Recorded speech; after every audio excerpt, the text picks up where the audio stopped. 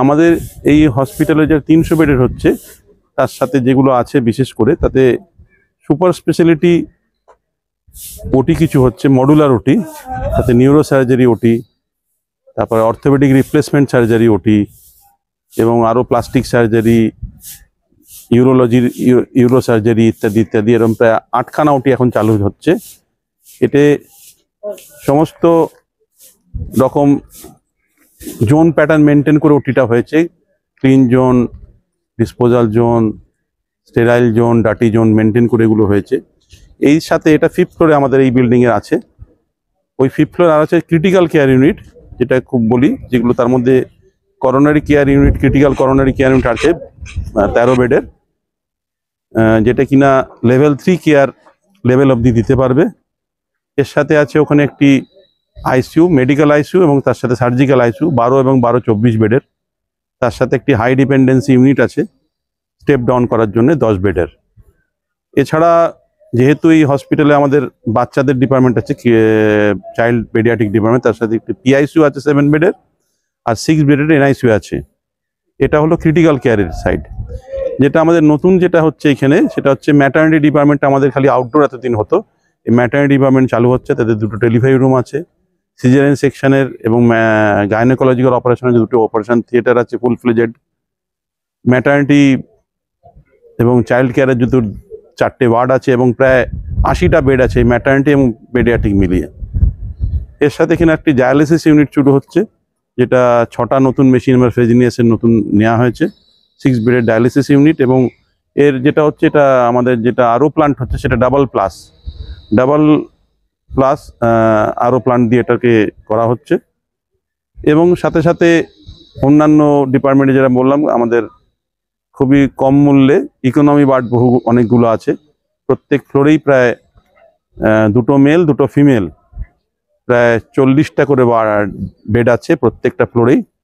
প্রায় 100টা মতো বেড এখানে ইকোনমি ক্লাসে থাকবে, যেখানে কিনা খুব স্বল্প মূল্যে চিকিৎসার ব্যবস্থা থাকছে।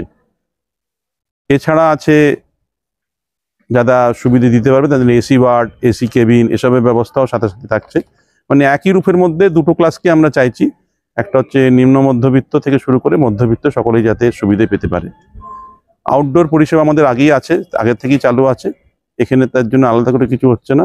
এর সাথে যেটা আছে কিছু এখানে ডায়াগনস্টিক ফেসিলিটি, যেরকম একটি এমআরআই মেশিন হচ্ছে, যেটা কিনা আমাদের এখন ইনস্টল হবে। আর আছে ডিজিটাল এক্সরে মেশিন ডিআর সিস্টেমের সাথে, সেটাও এখানে ইনস্টল নতুন করে হচ্ছে। আগে যেগুলো ছিল সিটি স্ক্যান মেশিন, এইগুলো আছে।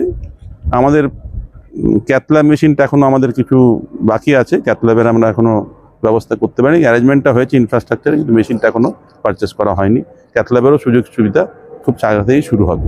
গরিব মানুষ, বিশেষ করে যারা এই সমস্ত রিক্সা চালক, সবজি বিক্রেতা, ফুচকা বিক্রি করে, এরকম যারা আছে, তাদের জন্য প্রথমেই বললাম ইকোনমি ক্লাসের একটা ওয়ার্ড আছে, বিভিন্ন ফ্লোরেই রাখা আছে।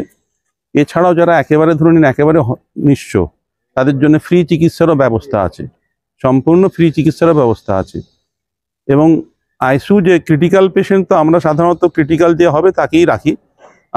আমাদেরও এখন বর্তমানে যে 15 বেড একটা আইসিইউ চালু আছে এখানে হসপিটালে, তাতেও আমরা 2 দিন যদি রাখতে হয় 2 দিন রেখেই তাকে ট্রান্সফার করে দিই আমরা এখানে। বা আমাদের ডাক্তারদের কাছে সেরকমই ইনস্ট্রাকশন আছে যাতে একটা দিনও তাকে আইসিইউতে এক্সট্রা না থাকতে হয়, যার জন্য খরচটা এভাবে কমায়।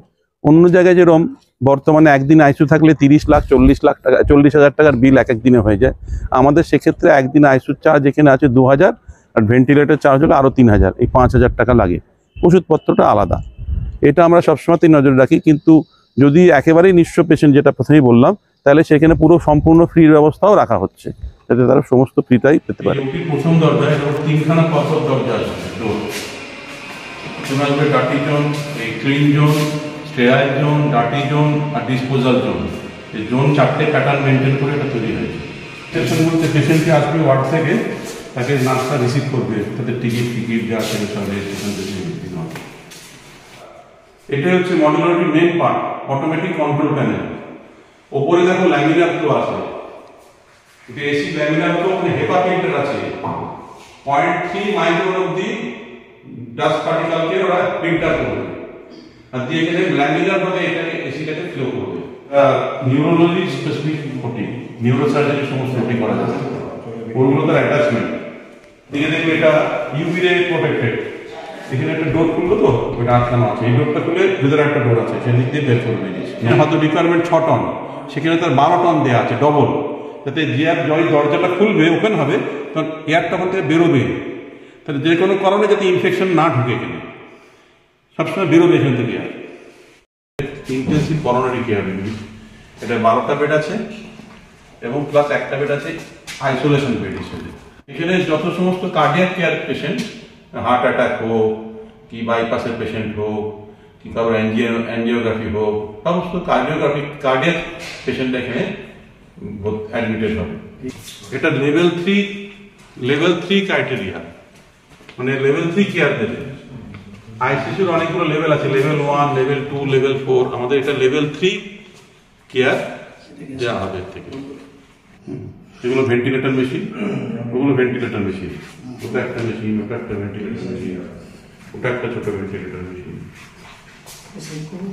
আমার 16 বছর সার্ভিসেশন দিয়ে হবে। আর স্কুল পেশেন্টটা হবে না, আছে স্কুলটা দাও না। হ্যাঁ এবার অন করে দাও। হ্যাঁ অন হচ্ছে, চল অন হচ্ছে।